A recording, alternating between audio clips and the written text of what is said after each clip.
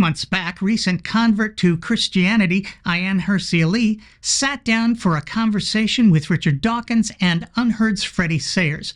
No relation to Leo.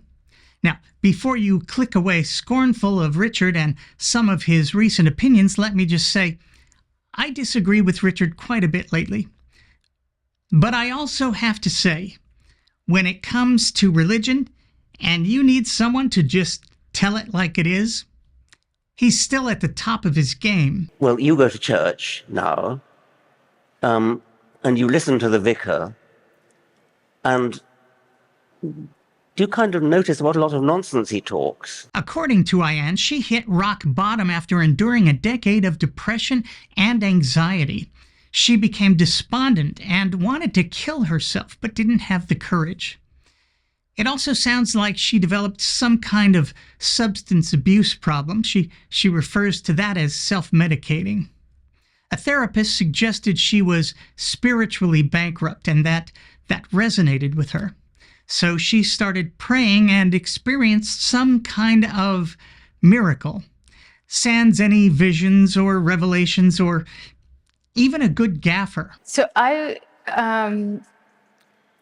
want to say that I didn't, like many people who come to faith, I didn't see big banging lights, and I didn't have any of those spectacular experiences that some people share. I wish I did, but I didn't. As a Mormon, I was taught to be aware of the emotional status of the non-Mormons I was looking to convert, knowing that emotional vulnerability is an open door.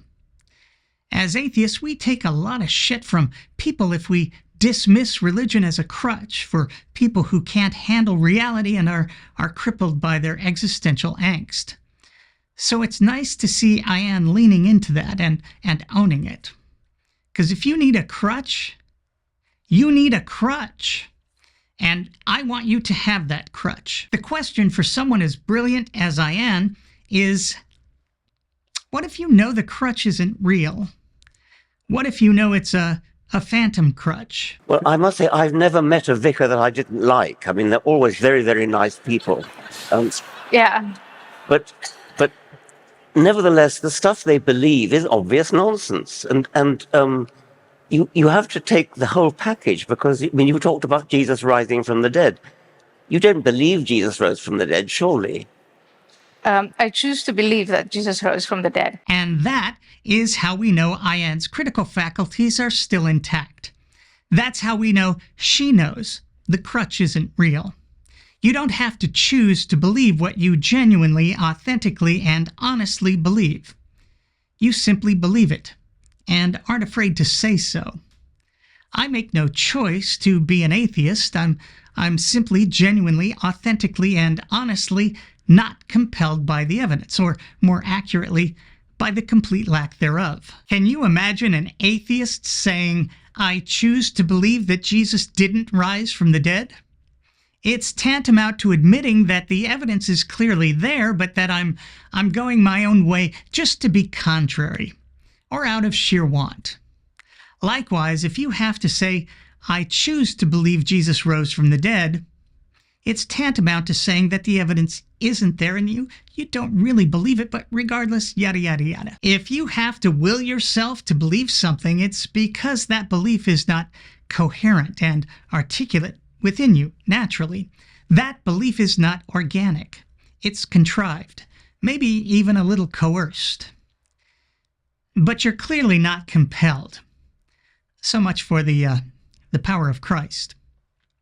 None of us has to choose to believe that the sky is blue, that the sun will rise in the east tomorrow, or that Joe Biden is the president. So,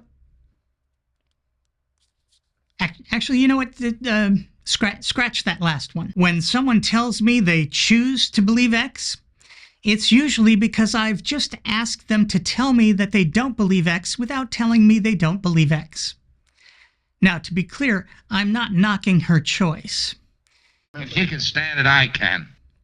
So long as she's not suddenly stripping women of their reproductive rights, trying to do away with the separation of church and state, or having a sudden urge to lock up my LGBTQ+ friends. On a somewhat separate note, I find it interesting that so many of these folks who've suddenly grown fond of Christianity, Ayaan, Jordan Peterson, Douglas Murray, etc., are all on the political right. Perhaps there's just something inherently demoralizing about resisting human progress, fighting efforts to rectify unwarranted inequality and the withering poverty of historically marginalized groups. Perhaps dismissing the empathy you know would make the world a better place is just deadening your soul, causing a kind of, how did she put it? Spiritual bankruptcy. Yeah.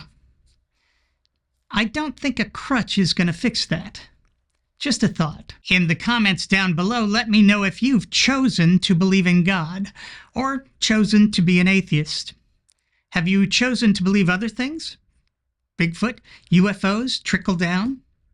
And if you could find a way to look yourself in the mirror without regard to your sudden lack of integrity, what would you choose to believe?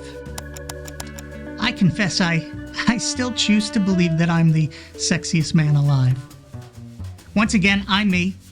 Thanks for watching.